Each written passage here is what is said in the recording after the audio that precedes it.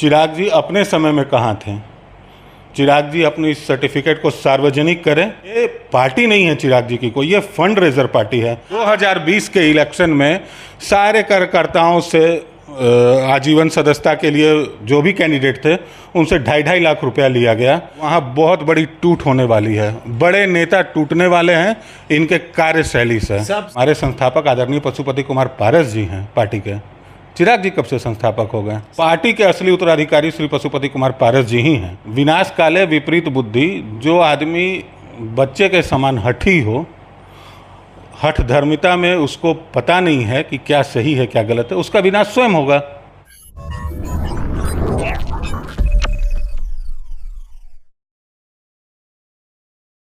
नमस्कार, आप देख रहे हैं ब्रेकिंग बिहार। अभी हमारे साथ है राष्ट्रीय लोक जनशक्ति पार्टी के प्रदेश प्रवक्ता मनीष आनंद। इनसे जानेंगे इनके मंत्री पशुपति कुमार पारस का, जो केंद्रीय मंत्री हैं, 1 साल कार्यकाल पूरा हो गया है 7 जुलाई को। इस 1 साल के कार्यकाल में बिहार के लिए उन्होंने क्या किया है, ये जानेंगे। साथ ही साथ मनीष जी, टीएमसी सांसद महुआ मित्रा ने जो देवी देवता को लेकर के कहा है हिंदू धर्म में, उसमें क्या कहें? ये बहुत अफसोसजनक बात है। एक देखिए, ये हमारा देश धर्मनिरपेक्ष देश है। इसमें आपको अभिव्यक्ति की आज़ादी ज़रूर है, लेकिन आपका मौलिक कर्तव्य भी है। अगर आप माँ काली का अपमान कर रही हैं, यही टीएमसी की ममता बनर्जी जो अध्यक्ष हैं, उन्होंने नुपुर शर्मा के लिए 3 लुकआउट नोटिस जारी किया, लेकिन अपने सांसद पर कोई कार्रवाई नहीं करी। हालांकि उन्होंने कहा कि ये उनका निजी बयान है, तो ये नुपुर शर्मा का भी निजी बयान हो सकता था। आपने नुपुर शर्मा पे लुकआउट नोटिस जारी किया, इस पर भी लेकिन महुआ मोइत्रा पे कोई कार्रवाई नहीं की, इवन नोटिस तक नहीं दिया गया। तो ये दोहरा चरित्र है, ये दोहरा चरित्र है, और ये देश के लिए अच्छी बात नहीं है। आप एक सांसद हैं, आपसे सभ्यता की उम्मीद की जाती है। आप अपने वर्किंग कल्चर, अपने व्यक्तित्व में एक ऐसा व्यक्तित्व डेवलप करें कि जो समाज के लिए आदर्श बने। आप समाज को तोड़ने का काम कर रहे हैं। अगर आपका काम होना चाहिए समाज को जोड़ने का, अगर हिंदू सहनशील है तो उसका नाजायज फायदा कोई ना उठाए। पशुपति कुमार पारस का जो कार्यकाल है एज ए मंत्री के रूप में 1 साल हो गया है, और उन्होंने क्या काम किया? देखिए, सबसे पहले तो 7 जुलाई को उनका 1 वर्ष एनडीए शासन में हुआ है, मंत्री पद संभाले हुए।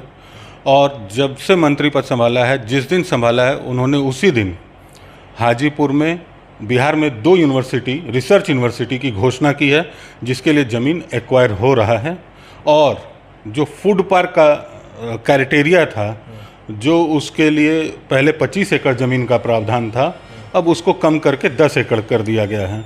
तो माननीय मंत्री जी ने सर्वसुलभ के लिए इसको आसान बनाया है। मनीष जी, माननीय मंत्री जी के 1 साल के कार्यकाल में अभी जमीन का आवंटन हुआ है, उसके बाद तमाम प्रक्रिया पूरी होते होते शिलान्यास का समय आएगा, तब तक माननीय मंत्री जी का कार्यकाल पूरा हो जाएगा और आप कह देंगे कि हमने तो ये किया वो किया। देखिए, कोई भी चीज़ प्रोसेस से होता है। प्रोसेस में आपकी सरकार यहाँ वहाँ दोनों जगह इतना समय नहीं, देखिए उसके लिए भी लेकिन प्रोसेस होता है। आप ज़मीन देखते हैं, ज़मीन देखने के बाद उसकी सॉइल जांच होती है, सॉइल जांच के बाद उसको एनजीटी से क्लियरेंस लेना होता है, पर्यावरण वाले विभाग से, तभी आपका काम होगा। ये सारे प्रोसेसिंग वाले चीज़ें मान रहे हैं मनीष जी, लेकिन जब पहले बात होती थी कि सेंट्रल गवर्नमेंट को सपोर्ट नहीं कर रही है, वहाँ दूसरी सरकार है, यहाँ दूसरी सरकार है, अभी दोनों जगह जब एक ही सरकार है, वैसे में तो यह काम तुरंत होना चाहिए। देखिए, सरकारी संस्थान किसी के दबाव में काम करती है ना। एनजीटी है, एनजीटी अपना क्लियरेंस में समय लेगा, सॉइल जांच होगा, एक समय लगता है सॉइल जांच में, उसके तरह तरह के जांच होते हैं, वो रिपोर्ट क्लियर होगा, उसके बाद ही वो एनजीटी के पास जाएगा, एनजीटी से क्लियर होगा, नक्शा बनेगा, तब जाके कहीं काम शुरू होगा। लेकिन मनीष आनंद जी, बिहार में जो फूड प्रोसेसिंग के क्षेत्र में संभावनाएं हैं, 1 साल आपके मंत्री जी का हो गया है, वैसे में कुछ ऐसा बिहार में नज़र नहीं आ रहा है लोगों को कि पारस जी के मंत्री बनने से बिहार को क्या फायदा होगा। देखिए, फूड प्रोसेसिंग मंत्रालय जो है वो काफ़ी नया है, ये हरसिमरत जी की कौर के समय से ये शुरू हुआ है, और हमारे मंत्री जी का ये दूसरे मंत्री हैं उस विभाग के। लेकिन उसमें भी आम आदमी कैसे इससे जुड़े, उसके लिए 25 एकड़ को कम किया गया, 10 एकड़ किया गया ज़मीन के लिए। 25 से 10 किया गया। 25 एकड़ जो पहले था प्रावधान क्राइटेरिया था, उसको 10 एकड़ किया गया। जो मिनिमम 10 करोड़ था उसको बढ़ा के 25 करोड़ किया गया। ज़मीन चूँकि वो हाजीपुर के एरिया में लगना है, वो ज़मीन देखा जा रहा है। अभी हाल फिलहाल में शहनवाज जी से भी इस विषय पर बात हुई है, माननीय मंत्री जी की। तो सरकार कोऑपरेट कर रही है, लेकिन एक प्रोसेस होता है। उस मान लिया सरकार हमारा है, यहाँ भी है वहाँ भी है, लेकिन जो प्रोसेस है उसको दरकिनार तो नहीं किया जा सकता। तो क्या माना जाए कि 2024 का जो लोकसभा चुनाव होने वाला है उस समय तक बिहार में आपके मंत्री जी के जो मंत्रालय है उसमें कुछ वर्क नजर आएगा बिहार में? खासकर काम शुरू हो जाएगा बनने में, जो समय लगे काम निश्चित शुरू हो जाएगा और जल्द ही शुरू होगा, 24 से पहले शुरू होगा। चलिए, आपने इन दिनों देखा होगा कि चिराग पासवान ने एक बात कही है। हालांकि चिराग पासवान का नाम लेते ही आप मुस्कुराने लगते हैं, लेकिन चिराग पासवान आपके पार्टी के संस्थापक के लड़के हैं, आपके भी राष्ट्रीय अध्यक्ष रह चुके हैं। उनकी बातों पर आप मुस्कुरा रहे हैं, तो ज़रूर कुछ इस मुस्कुराहट के पीछे का राज भी हम जानना चाहेंगे। लेकिन चिराग पासवान ने जो बातें कही है उस पर आपसे हम जवाब उनका चाहेंगे। उन्होंने कहा है कि सरकारी नेताओं के बच्चों को सरकारी स्कूल में पढ़ना चाहिए। देखिए, ये अच्छी बात है। सरकारी स्कूल में मैं तो कहता हूँ सारे सरकारी कर्मचारी के बच्चे पढ़े, लेकिन चिराग जी कहाँ पढ़े हैं? चिराग जी अपने समय में कहाँ थे? चिराग जी अपनी इस सर्टिफिकेट को सार्वजनिक करें। मुझे लगता है उनकी सर्टिफिकेट उतनी ही ओरिजिनल है जितनी सोनिया गांधी जी की है। ये पार्टी नहीं है चिराग जी की कोई, ये फंड रेजर पार्टी है। मैं आपको बता दूं, अभी इन्होंने कल तक किसी पार्टी में वो फंड रेजर पार्टी है श्रीमान। वो जैसे आपको याद होगा 2020 के इलेक्शन में सारे कार्यकर्ताओं से आजीवन सदस्यता के लिए जो भी कैंडिडेट थे उनसे 2.5 लाख रुपया लिया गया। आज फिर कार्यकर्ता सदस्यता अभियान शुरू किए हैं, लेकिन उसके बाद जितने भी कैंडिडेट थे सबको प्रमोशन के नाम पे जितने भी कैंडिडेट थे 4 लाख रुपया लिया गया और 2-2 लाख रुपया टोपी, पोस्टर, बैनर के नाम पे लिया। ये एक फंड रेजर की तरह काम करते हैं और मैं आपको बता दूं वहाँ बहुत बड़ी टूट होने वाली है। बड़े नेता टूटने वाले हैं इनके कार्यशैली से। सबसे पहले टूट पर भी हम आएंगे, लेकिन आप अपने ऐसे नेता हैं जो अपने प्रवक्ता को अपना कंपटीटर मानते हैं। वो अपने प्रवक्ता को अपना कंपटीटर मानते हैं। आप अपने संस्थापक पर इल्जाम लगा रहे हैं। ये संस्थापक आपकी पार्टी के जो हैं, आपने कहा कि उनकी पार्टी जो है वो फंड रेजर। हमारे संस्थापक स्वर्गीय रामविलास पासवान जी थे, उस समय निक्कर में घूमते थे चिराग जी। हमारे संस्थापक आदरणीय पशुपति कुमार पारस जी हैं पार्टी के। चिराग जी कब से संस्थापक हो गए? संस्थापक नहीं, लेकिन संस्थापक के बेटे हैं। देखिए, संस्थापक का बेटा होना ये संजोग है कि वो चांदी का चम्मच लेकर पैदा हुआ है। वो वारिस में अधिकारी हो सकते हैं, लेकिन पार्टी के असली उत्तराधिकारी श्री पशुपति कुमार पारस जी ही हैं। अपने खून से सींचा है पार्टी को। लेकिन आपने जो टूट की बात कही, तो चिराग पासवान के अलावा पार्टी में अब कौन नेता है जो टूट पड़ेगी? बड़े नेता टूटेंगे और जल्दी टूटेंगे, 1-2 महीना में आपको दिखेगा। तो ये माना जाए कि आज के समय में राष्ट्रीय लोक जनशक्ति पार्टी सिर्फ चिराग पासवान को तोड़ने में, उनकी पार्टी को कमज़ोर करने में लगी। हम नहीं तोड़ रहे हैं सरकार, हम क्यों तोड़ेंगे? विनाश काले विपरीत बुद्धि। जो आदमी बच्चे के समान हठी हो, हठ धर्मिता में उसको पता नहीं है कि क्या सही है क्या गलत है, उसका विनाश स्वयं होगा। उनके यहाँ से निष्कासित लोगों के लिए आपने अपना दरवाज़ा खोल रखे हैं। देखिए, ये हमारा शीर्ष नेतृत्व तय करेगा।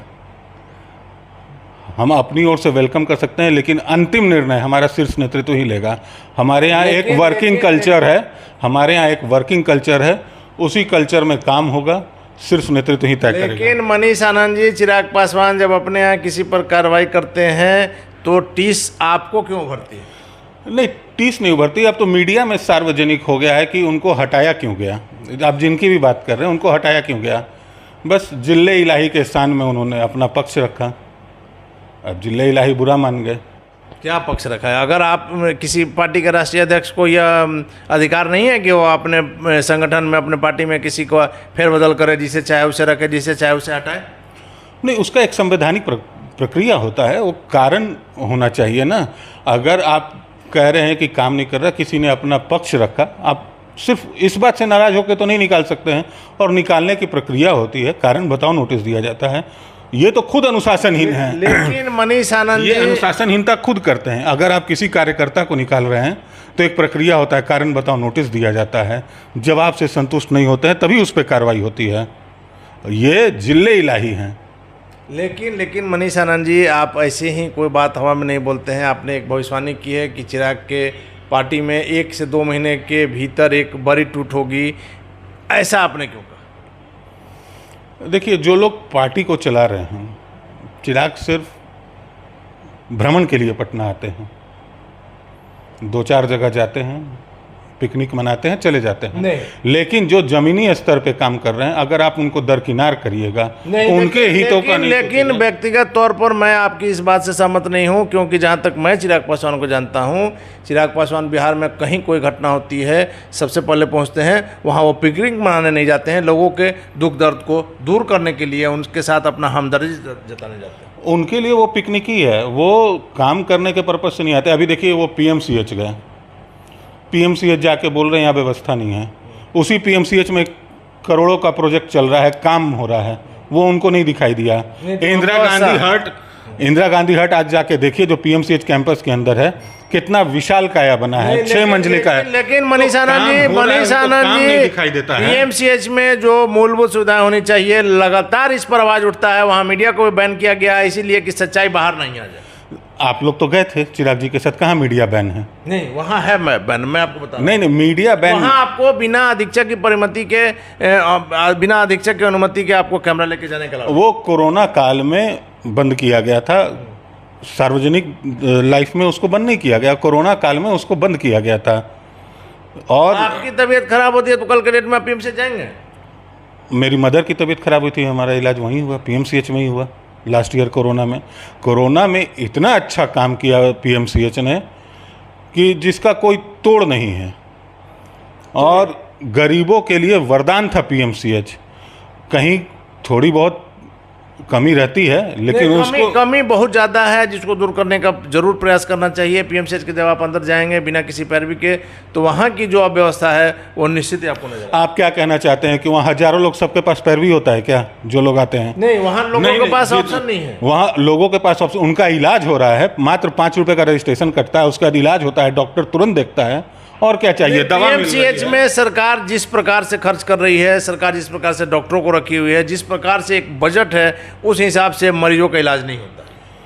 सर जी, बहुत अच्छी सुविधा है। मैं खुद बता रहा हूँ, मेरी माता जी PMCH में रही कोरोना काल में, बहुत अच्छा इलाज, बेड पे ऑक्सीजन से लेके सब चीज़ समय समय पे खुद बदला रहा था। जब पटना के सारे प्राइवेट अस्पताल में ऑक्सीजन की किल्लत थी, PMCH मात्र था जहाँ ऑक्सीजन की कोई कमी नहीं थी। पेशेंट के लिए समय पे खाना, समय पे डॉक्टर का चेकअप, सब सुचारू रूप से चल रहा है। आपकी बातों का मैं स्वयं PMCH में जाकर प्रमाण लेने का कोशिश करूंगा, फिर उसके बाद आपसे बात करेंगे। आखिरी सवाल ये बता दीजिए कि चिराग पासवान की पार्टी में जो आपने कहा कि टूट होने वाली है, तो क्या आपने अपने दरवाजे उनके लिए खोल रखे हैं? मैंने बताया ना, ये हमारे शीर्ष नेतृत्व तय करेगा। हम लोग बहुत छोटे से कार्यकर्ता हैं, हम लोग मीडिया में पार्टी का पक्ष रखते हैं, लेकिन नेतृत्व तय करेगा कि इनको रखना है कि इनको नहीं रखना है। लेकिन टूट जरूर है, टूट 100%। चलिए, तो आपने देखा, मनीष आनंद का साफ का नाम है कि लोक जनशक्ति पार्टी रामविलास में टूट 1 से 2 महीने के भीतर होगी। हालांकि उन टूट से आए हुए लोगों को राष्ट्रीय लोक जनशक्ति पार्टी अपने यहाँ रखती है नहीं, ये देखने वाली बात होगी। फिलहाल आप बने रहें ब्रेकिंग बिहार के साथ।